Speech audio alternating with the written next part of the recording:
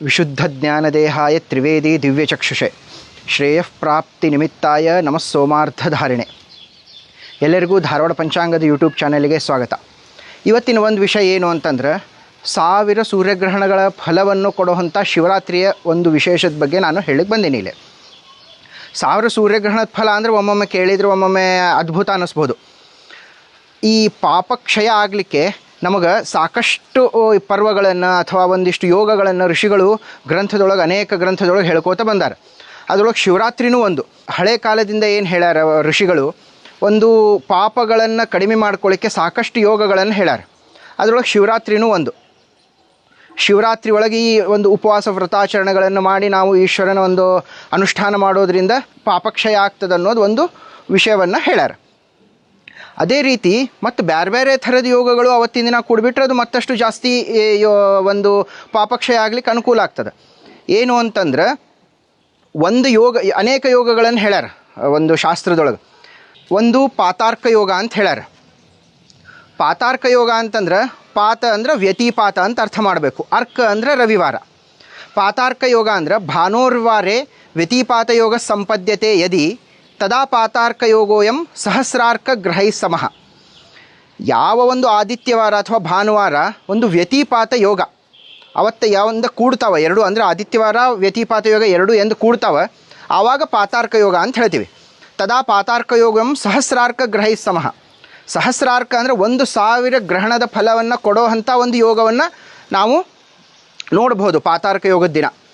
ಅವತ್ತಿನ ದಿನ ಏನೇನು ಮಾಡೋದಿರ್ತದೆ ಅಂತಂದರೆ ಸಮುದ್ರ ಸ್ನಾನ, ದಾನ, ಆಮೇಲೆ ವಿಶೇಷವಾದ ಅನುಷ್ಠಾನಗಳನ್ನು ಮಾಡಿದರೆ 1000 ಸೂರ್ಯಗ್ರಹಣಗಳೊಳಗೆ ಏನೊಂದು ಫಲ ಬರ್ತಿರ್ತದಲ್ಲ ಅದು ಆ ಒಂದು ಯೋಗದೊಳಗಷ್ಟೇ ಬಂದುಬಿಡ್ತದೆ ನಮ್ಗೆ.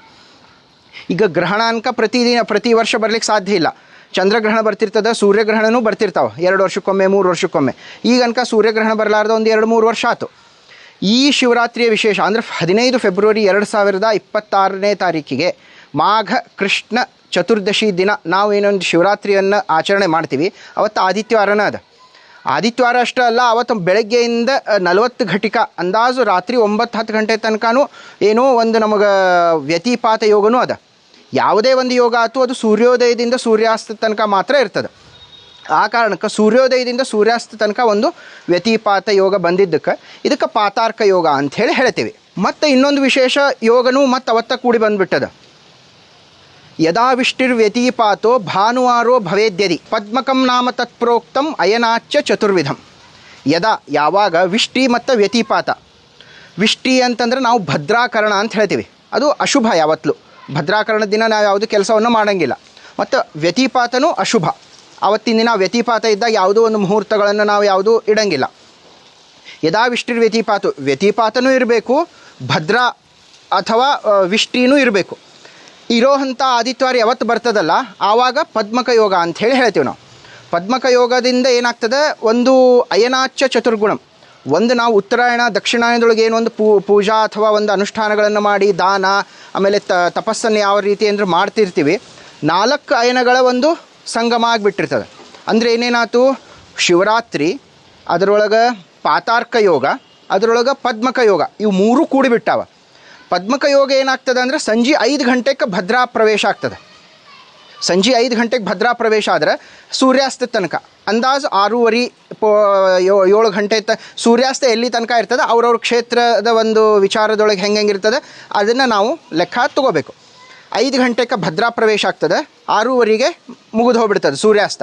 ಆ ಕಾರಣಕ್ಕೆ ಪದ್ಮಕ ಯೋಗ ಅನ್ನೋದೇನದ ಸಂಜೆ 5ರಿಂದ 6:30 ತನಕ ಅಷ್ಟು ಅಂದಾಜು ಬರ್ತದೆ. ಪಾತಾರ್ಕ ಯೋಗ ಏನದ ಅದು ಸೂರ್ಯೋದಯದಿಂದ ಸೂರ್ಯಾಸ್ತ.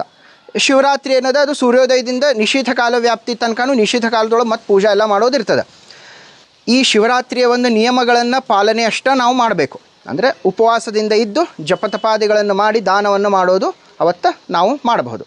ಪಾತಾರ್ಕ ಯೋಗ ಮತ್ತು ಪದ್ಮಕ ಯೋಗದ ಒಂದು ವಿಶೇಷ ಏನು ಅಂತಂದರೆ ಅವತ್ತಿನ ದಿನ ಸ್ನಾನ ದಾನ ಜಪಗಳನ್ನು ಮಾಡೋದ್ರಿಂದ ಒಂದು ಸೂರ್ಯಗ್ರಹಣದ ಫಲಗಳು ಆಮೇಲೆ ಅಯನದ 4 ತರಹದ ಫಲಗಳನ್ನು ಎಲ್ಲ ಸಿಗ್ತಾವ ಅಂಥೇಳಿ ಈ ವಿಷಯಗಳನ್ನು ಇಷ್ಟು ನಾವು ಹೇಳ್ತೀವಿ.